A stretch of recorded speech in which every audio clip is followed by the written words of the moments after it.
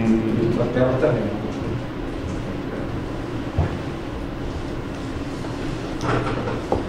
Bem, boa tarde. Dia 7 de abril de 2017, na sede da Procuradoria-Geral da República, presentes os membros do Ministério Público Eduardo Pelela, Ronaldo Queiroz, Pedro Costa e Sérgio Bruno. Compareceu o senhor Joézer Batista, acompanhado do seu advogado, Dr. Francisco Assis e Silva, para prestar esclarecimentos. Bem, senhor Joézer, o senhor já contextualizou a vinda aqui do senhor no termo de depoimento 1. Nesse termo de depoimento 2, nós gostaríamos que o senhor abordasse especificamente essas provas que o senhor nos apresentou, especificamente as recentes gravações que o senhor nos forneceu agora. Eu queria que o senhor fizesse isso de uma ordem cronológica e contextualizasse em que situação, em que contexto se dá essas gravações. Tá, Sérgio, boa tarde. Para começar, eu conheci o presidente Michel Temer já tem 5, 6 anos. A primeira gravação, então, é com o presidente da República. O presidente Michel Temer eu conhecia há 5, 6 anos atrás, ele já como vice-presidente. Quem me apresentou ele foi o ex-ministro Wagner Rossi, nomeado por ele. E eu, ao longo desses anos, 5 anos, eu mantive relacionamento direto com ele, nunca teve intermediário, sempre através de... Ele me ligava, eu ligava para ele me mandava mensagem, enfim. Eu fiz várias visitas a ele, seja no escritório dele da Pan-Americana, seja lá no Jaburu, ou lá no outro escritório de advocacia que ele tem em São Paulo. Até o dia quando ele virou presidente da República, daí para frente, o então ministro Gedel, que eu já conheço de longa data, me procurou e me disse que mantivesse a continuidade do contato com o presidente se daria através dele, pelos motivos óbvios da agenda do presidente Michel passar a outra condição agora. Assim, a gente se relacionou ali através do Gedel, as minhas demandas, as questões que eu necessitava em relação ao governo foi passado através do Gedel, até que o ministro Gedel caiu, né? E caiu e eu fiquei ali sem interlocução. Eu ainda falei algumas vezes com o ministro Gedel até ele ser investigado. Quando ele passou a ser investigado, aí eu como investigado também, eu não pude mais falar com o Gedel, pela proibição da justiça. Foi onde eu procurei o Rodrigo Rocha Louro, perguntando para ele, quer dizer, que queria tomar um café com ele para discutir, que eu queria trocar ideia com o Rodrigo, que eu precisava falar. Só fala para a gente, quem que é o Rodrigo Rocha Louro? Ele ocupava o cargo no governo? Rodrigo, ele é um suplente de deputado, ele é suplente do ministro da Justiça, ao Serralho, né? Quando ele assumiu o ministério, o Rodrigo passa então a ser deputado. Isso recentemente agora? Agora, recentemente.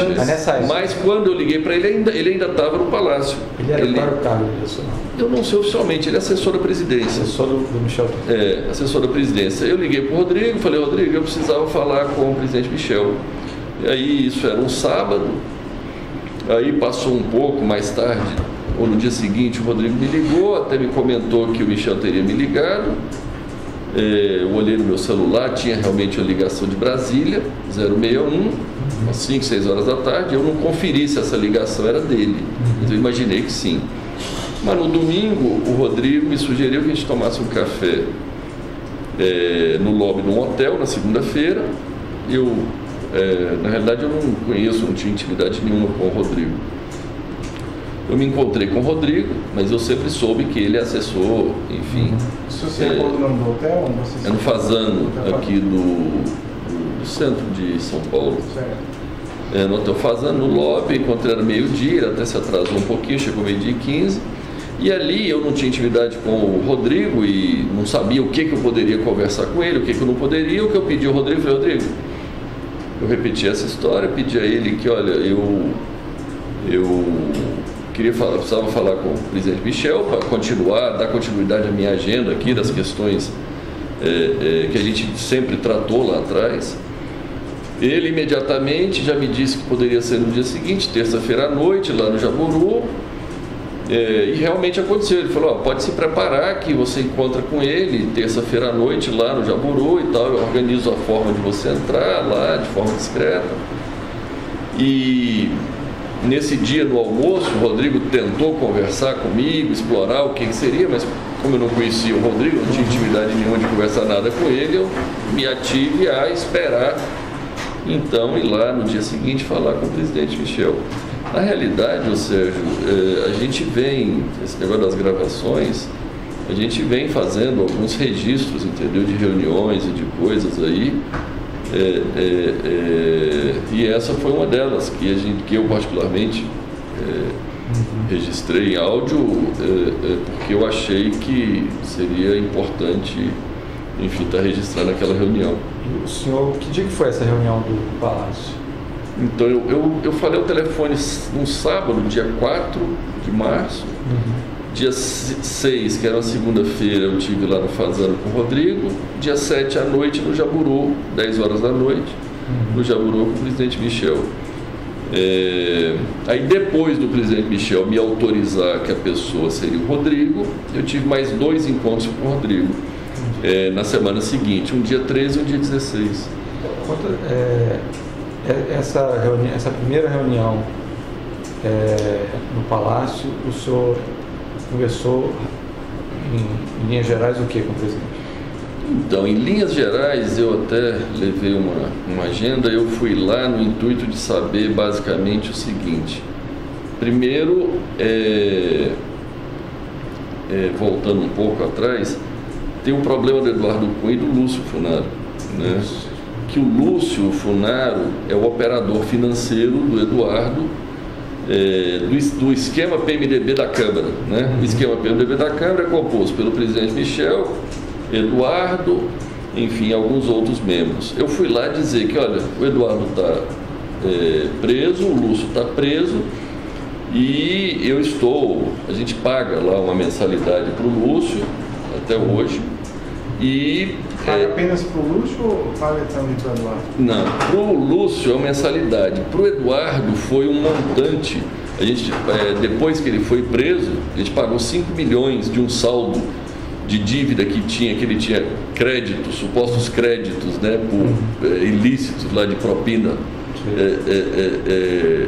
que tinha ficado num saldo anterior. Isso é relacionado àquele esquema do FI e FGTS? Não, esse era 20 milhões que é relacionado à renovação do incentivo da desoneração tributária do setor de frango, que na época o Eduardo Cunha tramitou essa prorrogação e pediu lá 20 milhões para que isso acontecesse. Enfim, na realidade eu achava que era 15, depois ele disse que era 20, então por isso ficou esse saldo de mais 5. E aí eu fui lá falar com o presidente exatamente isso, que tinha acabado o saldo do Eduardo, que eu tinha pago tudo, estava tudo em dia, mas tinha acabado. Por outro lado, que eu seguia pagando o Lúcio R$400 mil por mês, e eu queria informar isso a ele e saber a opinião dele, né? Foi onde... De pronto ele me disse que era importante continuar isso, e, enfim. E quando o senhor mencionou... Só um minuto. O FGTS, a propina paga anterior, já tinha sido acertado? Já tinha, isso é uma planilha antiga que chegou a valores... Esses valores existiram, foram pagos. Sim. Era pago a propina do FGTS para o Eduardo Cunha, era paga através do Lúcio. Era a planilha que eu chamava de planilha do Lúcio, né? Naquilo se creditava tudo, seja relativa ao Ministério da Agricultura, seja relativa à Caixa Econômica, seja relativa a esses negócios da Câmara. Só para eu entender essa situação, esses valores mensais que o senhor paga e continua pagando isso ao Lúcio, e o valor que pagou ao Michel é para quê? Para garantir um silêncio deles? Qual é a razão disso? Então, agora, ultimamente, esse é que estava sendo o problema, é para garantir o silêncio dele, para manter eles calmos, né? Para manter o Lúcio calmo lá penitenciária e o Eduardo também, né? O calmo é o quê? Para eles não revelarem algum fato? Calmo, eu não sei como ficar calmo na cadeia, né? Mas para ficar em silêncio e não se revelarem, né? Enfim. Não havia algum temor de que eles fizessem colaboração premiada, que eles Olha, eu sempre recebi sinais claros de que era importante mantê-los financeiramente, a família e tal, resolvidos, né? Esses sinais vieram de onde? Começou a iniciar, porque assim que ele foi preso, foi muito perto de... O presidente Michel já tinha assumido, né? Foi inicialmente através do Gedel, e aí, quando o Gedel foi investigado, não podia conversar mais com ele, eu fui lá falar com o presidente. E quando o senhor falou que estava cuidando, eu não lembro a expressão que o senhor usou, do Lúcio e do Eduardo, o que o presidente falou? Eu ouvi do presidente claramente ele dizendo que era importante manter isso.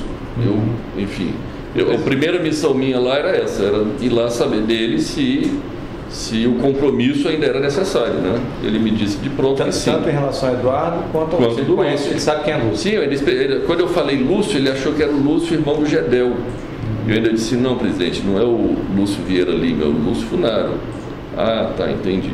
Aí foi onde ele disse, não. Ele fez algum comentário em relação ao Eduardo Cunha, a essa postura do Eduardo Cunha de...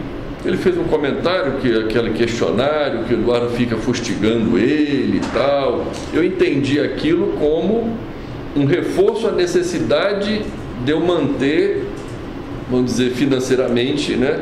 Vamos dizer, porque o que eu entendo é que existe ali um grupo onde parte do grupo está preso, parte está no poder, né? E o Eduardo, o presidente comenta alguma coisa, se o Eduardo pretende que seja ajudado por alguém, que faça alguma coisa por ele? Ele me fez um comentário curioso que ele disse, Eduardo quer que eu ajude ele no Supremo? Poxa, eu posso ajudar com 2, com 11 não dá. Eu também fiquei calado, ouvi ele, não sei como o presidente poderia ajudá-lo. Tá. Isso foi essa gravação, tá. Depois dessa, mais uma coisa sobre essa. Nessa reunião, o senhor disse que tinha uma agenda de interesse. Então, a primeira coisa foi falar com ele que eu estava mantendo financeiramente os dois, certo, e o quanto isso deveria continuar e tal. Ele me confirmou que seria importante. Aí eu passei para a segunda fase, para a segunda parte da minha reunião, que foi perguntar a ele quem seria o interlocutor, dado que o Gedel tinha caído. Ele me disse que era o Rodrigo Rocha Louras, e eu ainda falei para ele, ainda perguntei para ele, falei, o presidente, mas todos os assuntos, que a gente conversa assuntos, né, tem assuntos íntimos, né? Ele me disse com a palavra, o Rodrigo é da minha mais estrita confiança. Aí, depois dessa palavra, né, eu disse, tá bom, então, da agora para frente, não lhe incomodo mais, sigo falando com o Rodrigo. E aí eu passei para a próxima parte, que já foi adiantando um pouco a ele o que seriam os assuntos que eu teria ali naquele momento para tratar com o Rodrigo, né? Foi onde eu comecei a perguntar o que é assuntos relativos à CAD, relativo à CVM, comentei sobre o problema do BN10, que tinha vetado uma operação nossa, e eu tive informações de que ele intercedeu pessoalmente a favor, tentando nos ajudar, e depois ele me confirmou pessoalmente que, olha, eu falei pessoalmente com a presidenta do BN10, mas ele me descreveu, eu não sei se ele me disse que teve no Rio de Janeiro, falando com o presidente e tal, mas que no final não deu certo, o BN10 vetou a operação. E o senhor comenta, então, isso é um tema do BN10, CVM e CAD era o que especificamente? Então, CAD, porque CAD a gente tem vários assuntos do CAD, que a gente submete à apreciação do CAD. O CAD são, acho que 6 conselheiros, né? E o presidente do CAD está em aberto. eu fui lá exatamente dizer da importância de ter um presidente alinhado com o governo, alinhado com os interesses do governo e principalmente alinhado com o interesse dele, né? Ele naquela hora me disse que não, eu tenho uma pessoa lá que dá para ter conversa franca e tal. Eu entendi conversa franca como que vai obedecer aos interesses, né, do presidente. E CVM era mais ou menos... CVM também, que eu fui falar que iria estar trocando o presidente também, que seria importante ter uma pessoa alinhada com o governo, alinhada com os interesses dele, para que a gente pudesse, quando necessário, fazer as reivindicações, né? O senhor lembra de mais algum ponto que tinha nessa sua agenda de... Receita? Então, basicamente foi isso. Eu perguntei para ele sobre Receita Federal. Eu perguntei também sobre o ministro da Fazenda, Henrique Meirelles, que trabalhou conosco 4 anos, e o Henrique, eu já tinha tido a oportunidade de fazer algumas reivindicações ao Henrique, só que na realidade o Henrique nunca me atendeu em nenhuma reivindicação. Eu fui lá avisar ele que o Henrique não me atendia em nada. E aí eu fui lá tentar perguntar para ele como poderia ser eu fazer o Henrique saber que isso era de interesse dele, porque senão no final dele presidente da República, dele Michel, porque eu falo com o Henrique e as coisas não acontecem. Aí eu disse: olha, presidente, nós vamos combinar algum jeito que eu peço as coisas para o Henrique e de alguma forma o senhor fique sabendo, o senhor vai lá e mande ele fazer. E assim se deu um pouco a conversa em torno disso, e assim ficou combinado. Ele falou: pode falar com o Henrique, você me avisa o assunto, ou até mesmo qualquer assunto que o Henrique vier falar comigo sobre você de interesse seu, já pode avisar para ele que tem o meu apoio. Enfim, eu fui alinhar essa parte aí desse relacionamento que não estava andando. Eu fui avisar ele que esse negócio não estava andando e como poderia andar. E basicamente acho que encerrei minha conversa com ele, combinando como poderia ser as próximas visitas, que tinha funcionado super bem ali, que eu entrei dando o nome do Rodrigo, né? Eu nem dei meu nome, ele até me perguntou se deu seu nome, eu falei: não dei, passei à noite, só abri o vidro, falei que era Rodrigo, entrei, parei direto na garagem e ele me atendeu ali no porão mesmo ali do Palácio do Jaburu. Combinei isso com ele, enfim, e basicamente foi isso. Ok. E podemos passar para o segundo dia? O segundo dia, o segundo evento. O segundo evento foi o quê? Um encontro com o Rodrigo? Enfim, dado isso... Que aí o senhor falou que ele avalizou o Rodrigo... Isso, ele avalizou e disse que o Rodrigo era a pessoa da mais estrita confiança dele. Eu falei: não, então tá bom, então eu vou seguir os meus assuntos com ele, e assim que eu achar necessário e importante, eu volto aqui a falar contigo.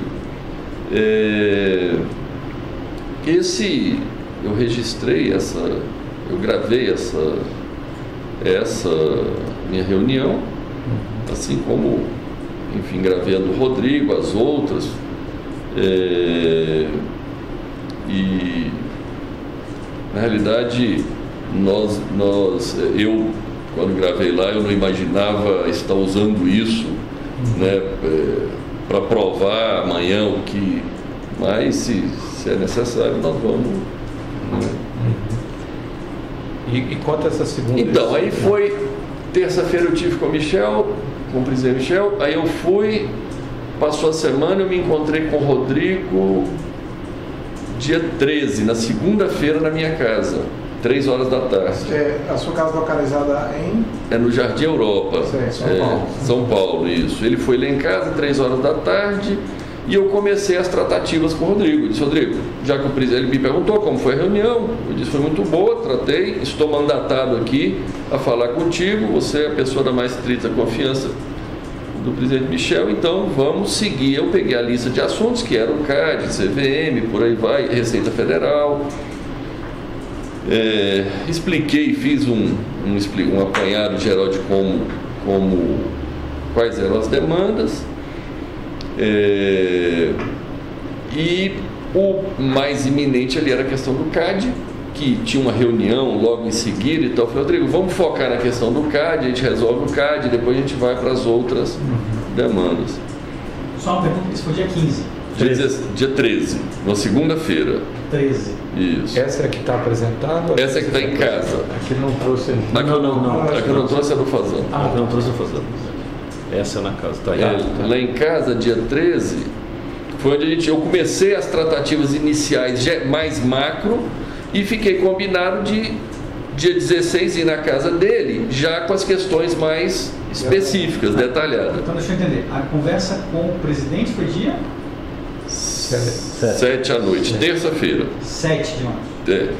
A primeira conversa com o Rodrigo foi segunda, 6. Eu tive na terça-feira à noite, com o presidente Michel, 7. Aí eu tive na outra segunda, o Rodrigo esteve lá em casa. Dia 13. Aí eu tive na casa do Rodrigo dia 16, quinta. Isso. Aí quinta eu tive lá com aqueles mesmos assuntos mais detalhados. Eu levei 2 casos específicos, que era o caso do CAD e o caso da Receita Federal. Onde a questão do CAD basicamente é porque a gente está reclamando no CAD contra a Petrobras, que a Petrobras exerce na nossa visão, um monopólio do gás boliviano. E nós temos uma termoelétrica que vive do gás boliviano. A Petrobras tem um contrato onde ela tem a preferência total de todo o gás. E ela compra todo o gás e eu fico sem o gás para rodar, para funcionar a térmica. É uma térmica grande de 480 megas. Localiza onde? Em Cuiabá. O senhor explicou isso para o Rodrigo, o que ele fez? Ele entendeu perfeitamente, ele fez várias perguntas, ele se interessou, ele foi bem diligente, entendeu perfeitamente. E depois quando estava claro para ele o que era a situação, ele ligou para a secretária dele, pediu para conectar com alguém do CAD que eu não conhecia. Ele até botou em viva voz para me ouvir. E ele falou com, acho que é Gilvando, uma coisa assim. Falou do caso, explicou e tal, e explicou que seria importante olhar com carinho a questão. Explicou como ia ser as reuniões e tal. E, assim, para mim ficou claro ali que a coisa ia andar, né? Aí quando ele desligou, ele me falou, ele entendeu a ligação. Essa decisão do CAD poderia representar um benefício econômico? Então, eu expliquei a relevância dessa decisão. A relevância dessa decisão é entre a planta não funcionar, ficar parada, ou seja, não gerar nenhum resultado, ou gerar... planta, só para ficar claro, a planta é a usina. É uma usina termoelétrica. A termoelétrica de Cuiabá. Tá. Ela entre ficar parada ou funcionando, ela pode, eu expliquei isso para ele, pode ganhar 1 milhão, 2 milhões ou até 3 milhões por dia, né? Eu estava falando ali para ele entender a relevância do assunto, né? Ele entendeu. Eu expliquei que tem 2 situações. Tem uma que é vender no curto prazo, que é spot, energia spot, que é no PLD do dia. E tem outra que é a intenção até, que é fazer um contrato de longo prazo de venda e um contrato de longo prazo de compra de gás. Só que, enfim, infelizmente, as coisas ultimamente, ou faz vários tempos, não funciona se você não entrar em acordo com o político e acertar uma propina e acertar um preço para as coisas andarem. Mesmo coisas do nosso dia a dia, porque nós temos a termoelétrica, é nossa, o gasoduto é nosso. Tudo que eu queria na minha vida é que a Petrobras não existisse na minha vida. Eu falo sempre para a Petrobras, se você não existisse na minha vida, eu estava bom, porque eu não preciso da Petrobras, não preciso do governo brasileiro, não preciso de nada. Eu só preciso que você não compre todo o gás e deixe inclusive nós temos acordo de compra de gás com o boliviano. Só que o boliviano, a Petrobras puxa tudo, a gente fica sem. Aí o senhor está falando da estimativa que pode gerar de... Aí eu expliquei para o Rodrigo exatamente 1 milhão, 2 milhões, 3 milhões, no intuito, porque é o seguinte, a planilha do Eduardo acabou, a planilha do Lúcio acabou o dinheiro. No intuito de que nós temos que viabilizar para mantê-los lá, para manter a família do Eduardo, a família do Lúcio, tem que fazer mais negócio, que tem que prometer mais propina, que tem que reservar mais, né? E dentro desse contexto eu estava dizendo o potencial que daria, que no curto prazo, aí eu falei para ele que podia pagar 5%, o qual ele concordou. Eu expliquei que a gente abriria uma planilha e à medida do necessário a gente iria ali 5% do lucro da termoelétrica. Se desse certo do CAD, dar decisão favorável a nós, para que a Petrobras fornecesse o gás para nós, porque a Petrobras compra tudo e aí ela fica monopolizada. A gente precisa do gás, ele não consegue comprar o gás. E aí ela não vende o gás, ou quando vende a um preço exorbitante, de forma que a gente nunca consegue ganhar nada. Quando a energia sobe de preço, ele sobe o preço do gás. Quando cai de preço, ele cai o preço do gás. Então a gente fica 100% refém da Petrobras. Quando o senhor falou de 5%, qual foi a reação do Rodrigo? Não, ele disse, tá bom. Mas ele entendeu do que o senhor está falando. 5% era 5% do lucro. Sim, propina. Lógico. Sim. E aí depois disso, que o senhor falou disso? Não, logo em seguida nós falamos do longo prazo. Eu expliquei para ele o potencial que daria isso, que essa planta, se fizer um contrato, essa planta foi um investimento de $1 bilhão. São 700 quilômetros de gasoduto próprio. Quem investiu isso foram os investidores americanos, que se cansaram da confusão brasileira e não estavam dispostos a pagar propina para os políticos, então ficou com a planta hora fechada, hora tiveram que arrendar para a Petrobras a preço de banana. Aí eu estava explicando para ele o seguinte: Rodrigo, de longo prazo ele precisa vender a energia com 25 anos e comprar o gás por 25 anos. Isso tem potencial de dar um lucro de 7 bilhões, 7, 8 bilhões, que é 480 mega durante 24 horas, 25 anos, se o lucro for R$100 por megawatt.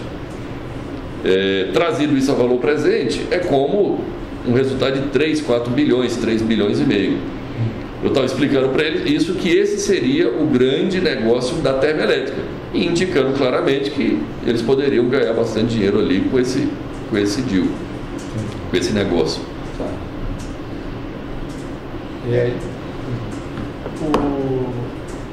Então o senhor tratou da agenda do CAD, deixa eu tudo explicar. Tratou da agenda dos outros órgãos também? Então, terminou o negócio do CAD, eu fui falar do outro assunto que eu levei especificamente para ele, que também é outro problema, que é o que os políticos mais souberam fazer ultimamente, é arrumar dificuldade para vender facilidade, né? Que tem um outro problema, é que os créditos fiscais gerados na instância federal de PIS e COFINS, porque como nós somos um grande exportador, a gente tem um acúmulo muito alto de crédito de PIS e COFINS. A gente usa esses créditos para pagar as dívidas do INSS. Só que isso hoje é tudo via liminar na justiça. Aí eu estava falando para ele da importância de legalizar isso, de fazer algum, eu não sei, alguma lei, algum ato normativo para poder regulamentar isso. Inclusive explicando, por isso que eu digo criar dificuldade para vender facilidade, porque é o seguinte, eu estava explicando para ele que se você não paga o INSS, está devendo o INSS, mas você tiver uma restituição em dinheiro, o INSS vai lá e pega o teu dinheiro para pagar. O inverso não é verdadeiro. Se você tiver o crédito e quiser pagar o INSS, aí ele não aceita. Enfim, é uma questão mais, uma tecnicalidade. E ele me disse que teria plena condição de resolver, como sempre eles, tanto ele quanto o presidente Michel, eles sempre se articularam muito bem nas soluções aí das questões, quanto o Eduardo Cunha também era muito hábil. solução seria ele deu alguma sugestão de eu não entendo muito bem de legislação, mas ele me falou lá algumas ações que ele poderia tomar, que ele tinha gente lá, que ele poderia viajar. Eu já conhecia esse assunto, esse tema. Ele já conhecia, ele sabia desse assunto, ele até me comentou que esse assunto já estava na Câmara, já tinha na Câmara um assunto relativo a isso. Mas tinha outras pessoas pleiteando, outras a esse assunto? Então eu não me recordo. O senhor tratou da CVM também? Então, da CVM eu perguntei para ele, da CVM eu não tinha, nem tenho nada específico hoje lá, eu expliquei isso para ele. Mas eu falei para ele exatamente da necessidade de ter um presidente alinhado com os interesses do PMDB da Câmara, do presidente, enfim. Ele falou que, ele na hora pegou o telefone, ligou para o secretário, esqueci o nome, acho que é o segundo ali do Ministério da Fazenda, e aí botou no Viva Voz também, falou, explorou, o secretário disse que já tinha nomeado, já tinha escolhido o nome da pessoa, e que seria nomeado logo em breve. Eu percebi que o Rodrigo não conseguiu avançar muito mais com esse secretário, eu acho que ele não tinha a mesma intimidade com esse secretário do que demonstrou com o outro do CAD, né? Então ali ele ficou mais contido. Aí ele desligou e ainda disse, eu não quis perguntar quem era, o nome do... Ele não revelou o nome. Não. E aí ele também não teve, acho que não teve coragem, não teve de perguntar quem era o nome ou tal. Ele faz ele ligar assim, no Viva Voz, e colocar para você ouvir. Olha, eu fiquei surpreso, viu? O senhor interpreta isso como? Queria mostrar que estava... Como eu não conhecia ele, né? O que eu entendi é que ele estava querendo me mostrar que ele era muito bom articulador que ele era... Porque eu não conhecia ele, eu tratava com o Eduardo antigamente, tratava, né, depois do Eduardo, Eduardo Cunha. Eduardo Cunha. O que eu entendi é que ele queria mostrar o quão proativo ele era, né? O quão eficiente, talvez. A PGFN, o senhor tratou? Tem algum problema? Então, não, quando a gente fala da Receita, é a PGFN. É Procuradoria Geral Fazenda Nacional. E toda essa história que eu te contei é da PGFN. Quando fala Receita, é PGFN. Entendo. Ele comentou também, você está me falando aí um negócio que eu não tinha lembrado, ele comentou também que eles estavam vendo para trocar o secretário da Receita, o Rachid e tal, que eles estavam olhando para fazer mudanças e tal. Vocês conversaram também, o senhor falou que conversou sobre a situação do Eduardo Cunha e do Bolsonaro com o presidente Michel Temer. Você também conversou com o Rodrigo Loures sobre essa situação do Funaro e do Eduardo Cunha? No dia na casa dele, no dia na casa dele, depois que eu falei lá da propina dos 5%, da planilha que a gente abriria e tal, quando a gente estava saindo, eu voltei a falar com ele, com o Rodrigo, que o Lúcio tinha até ficado nervoso essa semana e tal. Ele falou, mas nervoso por quê? Eu falei, não, porque atrasamos o pagamento para pagar e tal. Eu falei, mas não tem porquê. Enfim, eu expliquei para ele, eu disse, mas já está tudo calmo, tudo tranquilo. E ele me perguntou do Eduardo, eu disse, não, o Eduardo está lá, está calmo, enfim, não tenho notícia dele, está tudo bem. Enfim, aí terminou meu encontro. Mas isso foi no mesmo contexto, então, ele também havia essa preocupação de deixar calmo o Eduardo e o Lúcio. Ele perguntou alguma coisa, como é que eles estão? O Rodrigo em si nunca me falou diretamente, até porque eu não sei se o Rodrigo sabe o quão importante é manter foi o primeiro encontro que eu tive com o Rodrigo e eu tive com o Michel quando era mais o Gedel e o Michel, era bastante consolidada a ideia de que todo mundo sabia o que estava acontecendo. O Rodrigo, eu conheci ele, foi uma, duas conversas, né? Eu tive com ele 3 vezes. Né? Enfim, porque eu não me relaciono com o Rodrigo. Né? 100% do meu negócio é com o presidente Michel.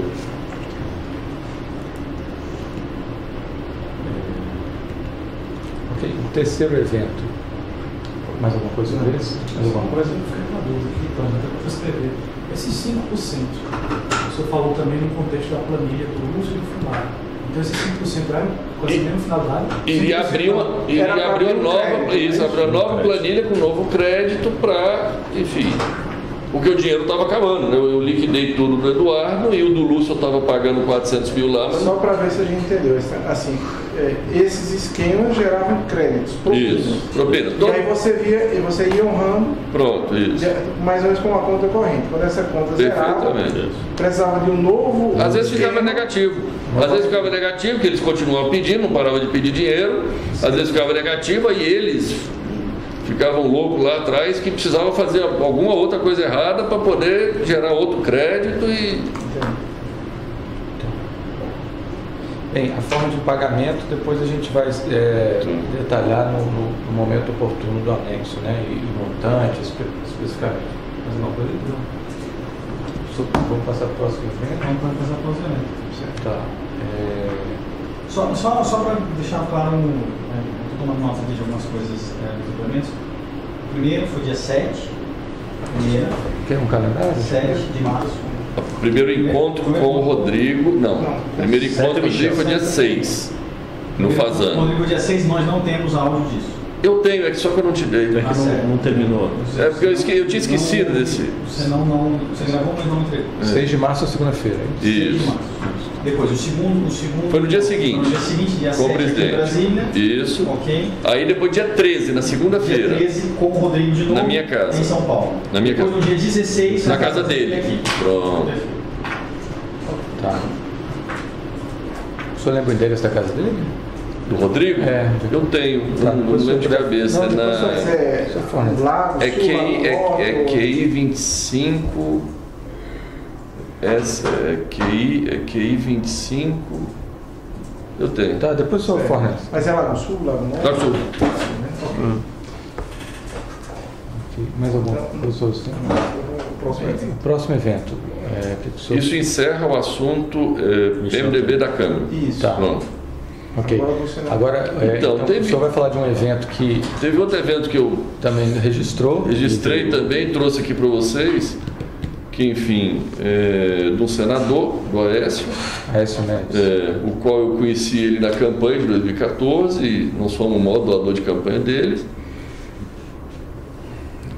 Em 2015, ele seguiu precisando de dinheiro, eu acabei, através da compra de um predinho, não sei como, lá em Belo Horizonte, por 17 milhões, esse dinheiro chegou nas mãos dele. Aí depois, no ano seguinte, 2016, ele dizendo que esses 17 milhões era para pagar restos de campanha e tal. Que já tinha acabado a eleição. Que já tinha, a eleição foi em 2014. E a eleição de 2014 também teve um monte de caixa 2. Esse imóvel foi uma compra normal? O imóvel está no preço do mercado? Precisava de 17 milhões e tinha um imóvel que dava para fazer de conta que valia 17 milhões. Enfim. Houve um superfaturamento do imóvel para justificar essa repartição, né? A gente não estava atrás de comprar um imóvel em Belo Horizonte. E de quem que era esse imóvel? Você recorda? Então, era de um jornal. A gente depois fornece. Ah, tá. Não, só para saber, mas é uma pessoa... Uma pessoa ligada a ele. Quem indicou para a compra do imóvel foi o Aécio. Tá. Aí é uma pessoa ligada, ele é um amigo dele, que tem esse imóvel. Aí esse dinheiro deve ter chegado na mão dele de alguma forma. Tá. E aí no ano... Só um detalhe, mas chegou na mão... Mas como é que foi o pagamento para o dono do imóvel? Foi legal, foi via banco mesmo. Isso. Tá. De acordo com a escritura de Minas. É de Minas. Tá. Aí tudo bem, de alguma forma chegou na mão do senador e aí, quando foi em 2016, um dia na casa dele, ele me pediu 5 milhões lá e eu não dei. E logo começou as investigações em cima de mim. Eu até chamei esse amigo dele, o Flávio, pedi a ele, pelo amor de Deus, parar de me pedir dinheiro, porque eu já estava sendo investigado e ele lá... Flávio de quê? Eu não lembro, depois eu posso te dar Flávio Jacques Carneiro. Flávio Carneiro. Aí o senhor pediu para não... E aí eu pedi o Flávio, falei, Flávio, pede o Aécio lá, ele me pediu 5 milhões lá para pagar advogado, mas eu não posso, eu estou sendo investigado. Já tinha começado a ser investigado na CEPS. Sim, Operação CEPS. Aí ele foi, acho que falou com o Aécio, tanto é que o Aécio parou de me ligar, nunca mais me ligou. Aí quando foi Aí tinha sumido, o Aécio tinha sumido. Quando foi agora em janeiro ou fevereiro, em fevereiro, eu recebo, enfim, uma ligação de um amigo em comum. Fevereiro de 2017. Isso. De 2017. Eu recebo uma ligação de um amigo em comum dizendo assim: Joesley, você tem como receber uma pessoa sábado? Eu não sabia quem era nem nada, mas como era uma pessoa conhecida minha, eu disse: tem.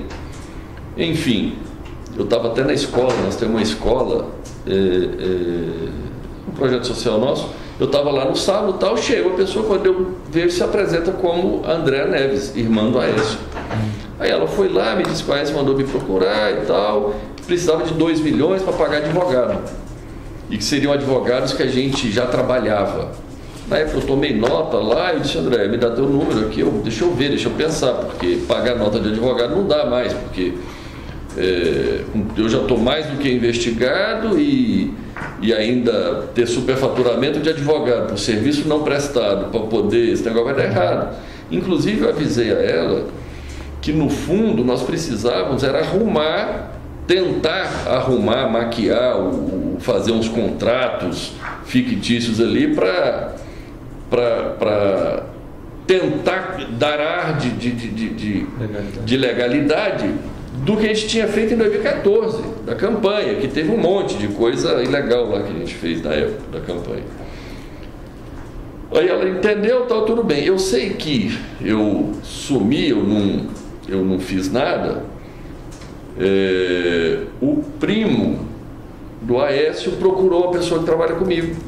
E aí falou, cobrando, falou: Quem seria esse primo? É o Fred que procurou o Ricardo. Aí o Fred procurou o Ricardo procurou o Fred, alguma coisa assim, para acertar esses contratos, esses negócios. Aí, lá no meio da conversa, discutiram como acertar esses contratos fictícios e tal, o Fred cobrou de novo. E aí o Ricardo veio me cobrar. Foi quando eu falei: Ricardo, é o seguinte, eu só converso esse assunto com a Aécio, eu não conheço a irmã dele. Ele manda a irmã dele num sábado vir me procurar. Se o Aécio fala comigo, eu posso pensar o que fazer, mas se o Aécio falar comigo, eu não vou fazer. Tá bem. Eu falei isso, teve um sábado, um domingo, eu não entendi bem. André me liga, me perguntando se eu ia ao Rio de Janeiro, se eu estava indo no Rio. Eu falei: não, André, eu não estou indo no Rio, eu estava em viagem. Ele falou: não, então eu confundi e tal. Como é que faz aquele negócio? Eu disse: olha, eu preciso falar com o teu irmão. Assim, eu acho que o Ricardo com o Fred lá marcou na sexta-feira seguinte. 24. Você lembra dia? Dia 24 de março, na sexta-feira. Recente, tá. Tá, então pronto, dia 24 de março. Aí eu tinha até feito uma viagem, eu cheguei atrasado, foi um dia que deu uma chuva tremenda, eu pousei. E na realidade, eu pousei, aí eu estava indo lá no Hotel Nick, onde era o endereço, no Nick, procura, vai lá no Nick, vai estar lá. Aí eu estava em São Paulo, aí eu liguei para a Andréia, dizendo que eu ia atrasar. Primeiro mandei uma mensagem dizendo que eu não vou chegar às 6 horas, vou chegar às 6h30. Ela disse: ok, ele está aguardando. Daqui a pouco eu cheguei até a chegar perto do hotel ali, eu mandei outra, eu liguei para ela, disse: André, eu tinha uma viagem para Nova York nesse dia à noite. Falei: André, eu acho que não vou conseguir ir lá encontrar o Aécio, porque eu tenho uma viagem para Nova York e eu estou enrolado aqui. E ela no telefone se mostrou exaltada, dizendo: não é possível, tal, não me fala isso. Aí eu falei: não, tudo bem, deixa eu ver se atraso, eu vou para Nova York, eu vou lá. O senhor tem registrado essa ligação para ela? Eu tenho mensagem de texto, e ligação deve ter as ligações, eu tenho a mensagem que eu mandei para ela, que ela me mandou. Vai fornecer isso para nós. Com certeza. Aí eu falei: tá bom, então eu vou lá. Cheguei lá, já tinha uma pessoa, devia trabalhar com ele, me esperando. Eu subi no quarto, no 7º andar. Aí cheguei lá, enfim, ele estava meio exaltado, acho que falando com algum repórter, porque alguém... Quando o senhor subiu direto ou se identificou na... Não, eu subi direto. Tinha alguma pessoa me esperando lá na porta já do hotel. Quando eu cheguei, essa pessoa que eu não conheço, deve trabalhar com ele, já me levou direto, subiu, eu não fiz registro nenhum. O senhor chegou com o seu carro? Com o meu carro, parei no valet e subi. Tá. Aí subi, fui direto lá, cheguei lá, ele estava meio exaltado, acho que falando com algum repórter, algum jornalista sobre algum problema, acho que sobre a delação da Odebrecht. Aí desligou e tal, ainda reclamou que o pessoal da Odebrecht delatou ele e tal. Enfim, eu fiquei calado. Ele sentou, acalmou um pouco lá e aí se deu, nós começamos a conversar. E qual foi o primeiro ponto do diálogo da conversa? Então, basicamente, a conversa com o Aécio... O senhor, quem marcou foi ele que tinha uma pauta ou o senhor também tinha uma pauta? Porque ele queria os 2 milhões. 2 milhões. Mas antes de tocar nesse tema, ele falou de alguma coisa quando ele desligou? Qual foi o comentário dele sobre ele? Então, com o Aécio, primeiro ele se mostrou bastante incomodado com o negócio da delação da Odebrecht. Depois ele fez comentários em relação à necessidade que ele tinha conversado com o Rodrigo, tinha conversado com o presidente Michel na necessidade. Rodrigo Maia, né? Presidente da Câmara, que eu não conheço. Aí falando que negócio do abuso de autoridade, que tinha que aprovar o abuso de autoridade, tinha que aprovar o negócio do Caixa 2 para poder resolver os problemas, se livrar desses problemas e tal. Aprovar o negócio do Caixa 2 é o quê? É a lei, né, do Caixa 2 para anistiar o Caixa 2 para resolver. Inclusive eu comentei com ele, eu falei, pois é, Aécio. Inclusive porque é o seguinte, eu relatei para ele, eu falei, até chamei o teu pessoal lá, o teu primo, o pessoal, está reunido lá, vendo como é que nós vamos fazer os contratos fictícios ali para dar ar de normalidade naquilo, porque... Enfim, eu expliquei para ele que tem vários, tem de publicidade, tem de pesquisa, tem de toda a natureza.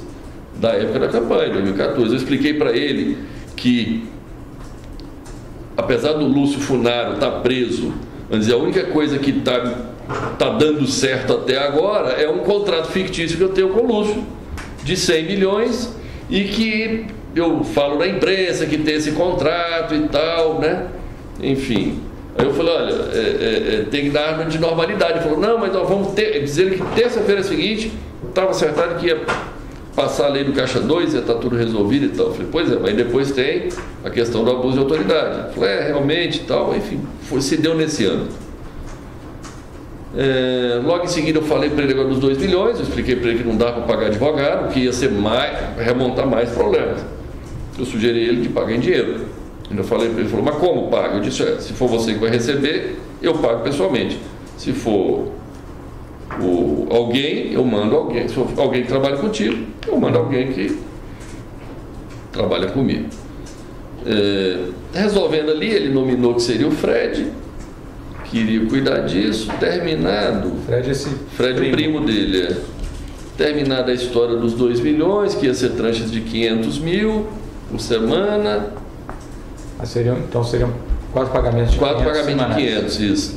Não semanais consecutivos, porque a gente tem dificuldade de arrumar dinheiro, tanto dinheiro assim. Aí então deixa para marcar, mas tem uma periodicidade já definida ou não? Não. A semana liga, vai dar, combina. É combinado entre você e o Aécio ou entre eu e o Aécio, que está combinado. A operacionalização se dá com o Fred e o Ricardo. Tá. Isso. Agora o Aécio não se mete mais porque a decisão foi tomada. Foi tomado, 2 milhões, vai ser dinheiro, vai ser o Fred, vai ser o Ricardo. Aí os dois se acertam. Tá. Desse valor, já houve algum pagamento? Teve acho que Teve o primeiro. O acerto foi dia 24. 24. Esse primeiro pagamento, você sabe quando foi? Acho que foi ontem. Ontem. Se concretizou mesmo? Tá. Quem fez o pagamento da sua parte? Foi o Ricardo. O Ricardo, que vai no seu depoimento ainda, né? Esse dinheiro, como é que foi? O senhor sabe detalhes? Como é que foi gerado o dinheiro? E foi em espécie, né? É espécie, recebimentos nossos. A gente recebe muito, a gente recebe na Coronel, mas recebe em espécie. E onde é que foi pago isso? Em que local? Puxa, eu não sei os detalhes, tem que ver com o Ricardo. Eu estava viajando, estava fora do país. O que mais que foi tratado nessa... Enfim, aí eu tenho uma questão.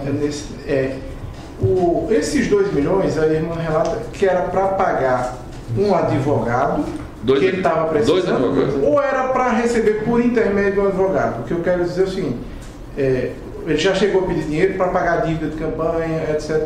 Esses 2 milhões, ele disse para que ele ia usar, não, ou os advogados seriam um instrumento Eu não sei. para transitar esse dinheiro. Mas quando pede sempre é para pagar alguma coisa, para o que você falou, né? Ou é a dívida passada de campanha, para financiar a campanha. Me corrija se estiver errado, o senhor falou mais cedo que era para inserir isso numa nota de advogado que já trabalhava com o senhor. Isso, para pegar um advogado que já trabalha conosco. Superfatura? Superfatura, põe mais 1 milhão. Isso, só que isso aí eu não aceitei. Ele falou, não, isso não dá. Vamos tentar pagar. Inseriam os advogados? Eu não lembro de cabeça. Se for importante, eu tento pegar.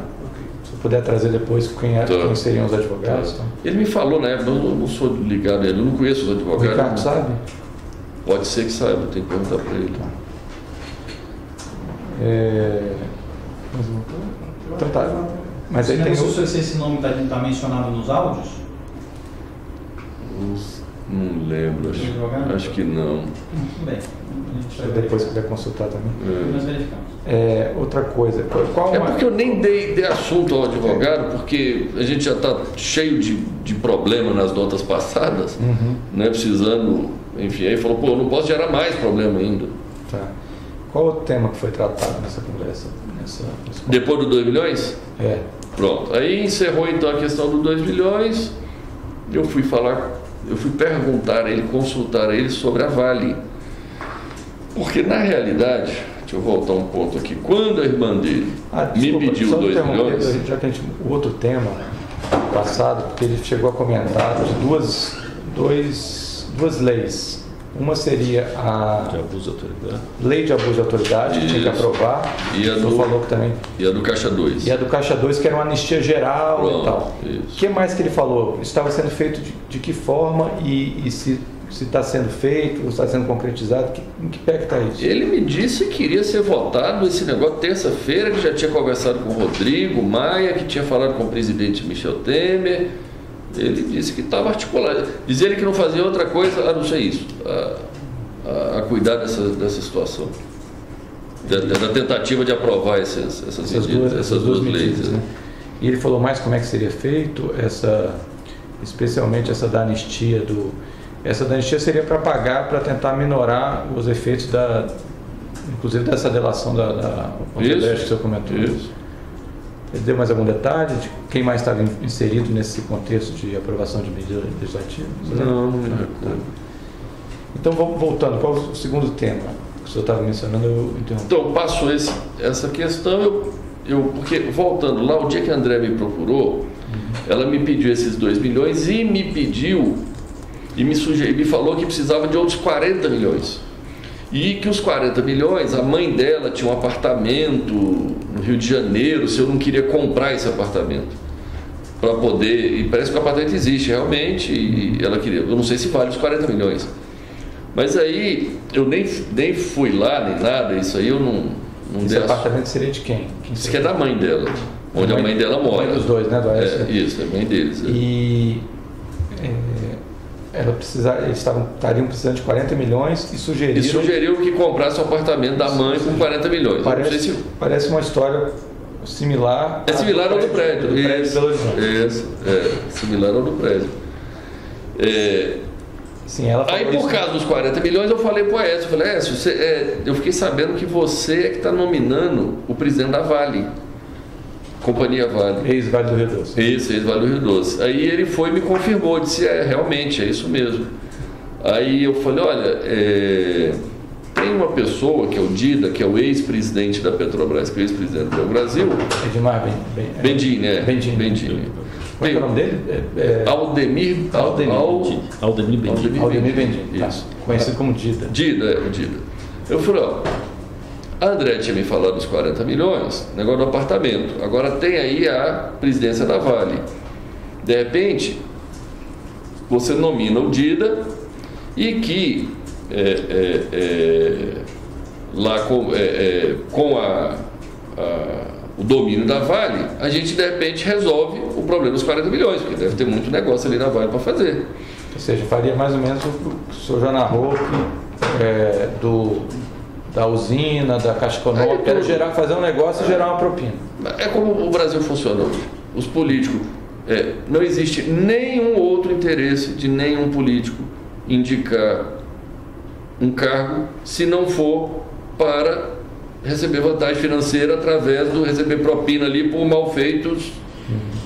Enfim, isso aconteceu na Caixa, isso aconteceu no FGTS, isso aconteceu... E o Bendini foi um nome que o senhor indicou, então, porque ele é uma pessoa que trabalharia nessa... Não, eu estava falando isso num contexto de possibilidade de fazer.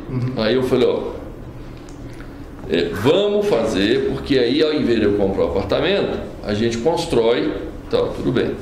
Aí na hora de pronto ele disse assim, não, mas não pode, porque eu já nominei. Eu já coloquei uma pessoa lá, não posso te falar o nome, porque... Colocou, na verdade já tinha indicado. Já tinha indicado, não tinha saído ainda. Era sexta-feira, disse que o nome ia sair segunda-feira, parece que saiu mesmo.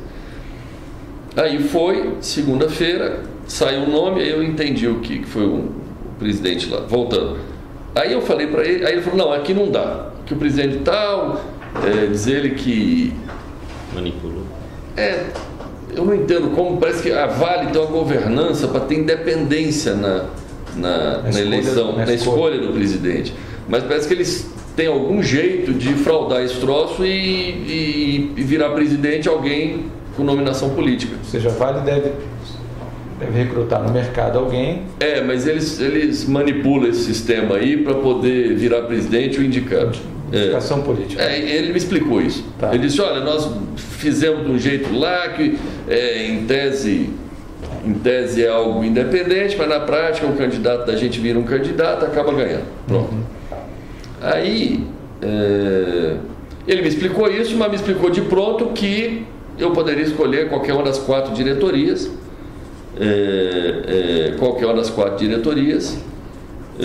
que eu escolhesse lá e tal, que botava quem eu quisesse, se fosse o Dida eu botava o Dida ou pronto. Enfim, aí eu não conheço a Vale, eu não conheço a diretoria. Eu falei, isso tá bom, deixa eu pensar. Aí ele fez muita questão de dizer, esse negócio de 40 milhões esquece, fala pro Dida esquecer disso.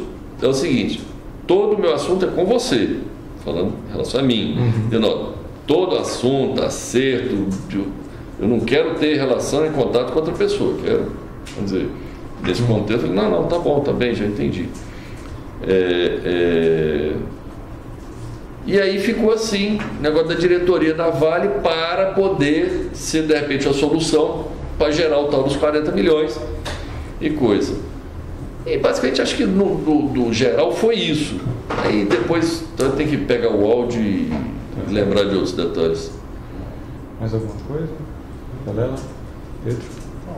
Eu só tenho na verdade uma dúvida lá atrás, voltando ao primeiro tema. Você falou que tinha um esquema PMDB da Câmara. Isso. Lá atrás, no primeiro tema. Isso. Na hora eu estava dando notas aqui, me passei. O senhor falou que havia alguns envolvidos, que o senhor sabia. Nominou o presidente Michel Temer e nominou mais algumas pessoas. E de mais algumas pessoas. O senhor tem conhecimento de quem seria que participaria disso? Então, eu posso falar só dos que eu efetivamente fiz negócio, que é com o presidente Michel, com o Eduardo e com o Lúcio. Só faz Eduardo Cunha e Lúcio Funaro. Isso é do que eu tenho conhecimento. Okay. Agora, que eu tenho conhecimento também que o Michel Temer foi o presidente Michel é quem nominou Wagner Rossi na época, e ele é que nominou todos os ministros da Agricultura até antes da Cátia Abreu. Foi a nominação dele. Eu ouço na imprensa que o ministro Eliseu Padilha, que eu nunca tive, eu conheço ele, mas nunca tratei de nada ilícito com ele. Aí tive já eu conheço o Moreira Franco, a minha vista aqui é o grupo do presidente Michel, né, que é o Moreira, Eliseu Padilha, o Gedel, que eu ouço na imprensa, né? Agora, negócio, desse grupo, o negócio era através do Eduardo Cunha. Entendi. Tem mais um ex-parlamentar desse grupo? O senhor já teve algum tipo de negócio com o ex-deputado Henrique Eduardo Alves? Não, também não. Mas eu sei que é do grupo. Né? Eu ouço falar e sei, já ouvi deles ali. Né? Na realidade, complementando aqui, tá? Eu ouvi isso, não é só da imprensa, não. Eu já ouvi isso deles. Né? Tá? De que esse é o grupo deles. Entendi. Só para finalizar, já que a gente está falando de relação pessoal, o Lúcio o senhor conheceu como? Conheci em 2011 através de um amigo em comum, que foi assim que eu dei entrada no pedido do FIFGTS. Na época eu achei que tinha sido uma coincidência, hoje eu acredito que não foi coincidência. Eu dei entrada no pedido do financiamento do FIFGTS, eu não conhecia o Lúcio nem ninguém. Na semana seguinte aparece um amigo em comum, foi lá no meu escritório e disse: Wesley, eu tenho uma pessoa querendo te conhecer. Aí foi lá, me apresentou, falou: esse rapaz chama Lúcio Funaro, ele quer te conhecer, eu não sei o que é, saiu da sala e me deixou sozinho com o Lúcio. Aí o Lúcio veio dizer: você deu entrada lá no FIFGTS, no pedido, eu tenho como lhe ajudar, eu tenho pessoas lá e tal, e se referiu ao Fábio Cleto. Tá. Foi daí para frente que isso acabou virando o modus operandi do Lúcio e do Eduardo, e que eu entendo do grupo ali, que ficam mapeando aonde você faz negócio, negócios legítimos seu no dia a dia. Vamos dizer, esse negócio do FIFGTS, nós construímos a fábrica. A fábrica existe, construiu, não foi desviado o dinheiro, a gente paga o juro, está lá. Só que, assim como os outros, eles ficam mapeando aonde é que você tem problema, onde é que você tem negócio, eles vão lá, criam um problema, criam dificuldade, você faz um acerto com eles, aí a coisa anda. Basicamente esse é o modus operandi dessa turma. Alguma coisa? Não, mais nada. Pedro? Tá. Então, o senhor quer falar mais alguma coisa sobre esse tema? Porque a gente ainda depois tem outros... Não, tem mais alguma gravação que o senhor queira mencionar? Não. Tá. Então vamos encerrar esse termo 2, dia 7 de abril de 2017.